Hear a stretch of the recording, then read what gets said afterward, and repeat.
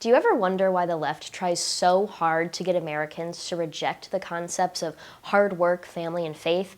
Well, when individuals do not have core values or a sense of fulfillment or purpose in life, they are easily controlled and manipulated. We have a situation right now where leftists are intentionally corrupting our society to make it easier to implement socialism. In her book, The Fountainhead, here's what Ayn Rand said about using internal corruption to control someone's mind. Do not allow men to be happy. Happiness is self-contained and self-sufficient. Happy men have no time and no use for you. Happy men are free men. So kill their joy in living. Take away from them whatever is dear and important to them. Never let them have what they want. Unhappy men will come to you. They'll need you. They'll come for consolation, for support, for escape. Empty man's soul, and the space is yours to fill. Let me repeat a very important line. Happy men are free men. Happy men have no time and no use for you. Now think, what are often the greatest sources of happiness and fulfillment in life? Hard work, family, and faith. Let's take a deeper look at how the left is destroying each one in America. First up is hard work.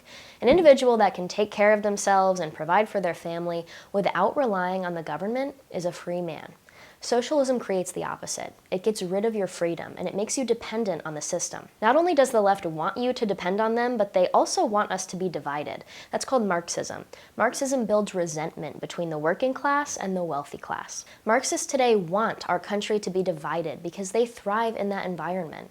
They want us to hate the rich. They want us to feel oppressed. Once the left has convinced working Americans that they are the victims, that the wealthy did not fairly or morally earn their money, and that they actually stole it from the workers, they're able to claim that taking the money of the millionaires and billionaires and redistributing it to the lower classes is actually the moral and the right thing to do. Number two, let's talk about family.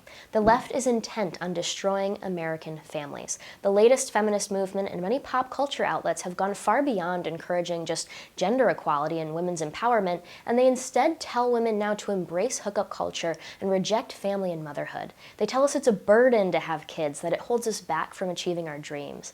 And at the 2019 Socialist Party convention, a panel discussed how to implement socialism correctly and to fully empower women in the workforce, we must end the American family structure and replace the birth of children via their parents with a national surrogacy system.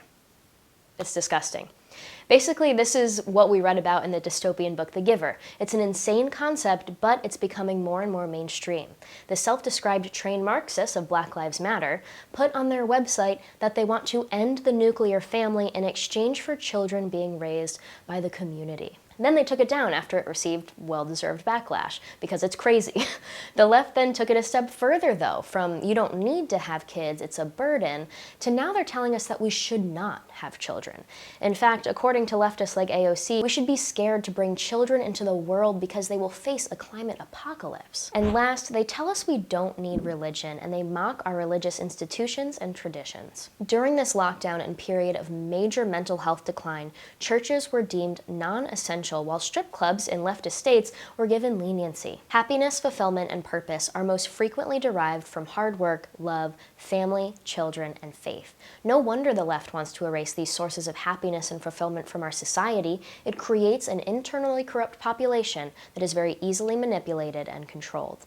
A society with no morals or fulfillment is a perfect environment for socialism.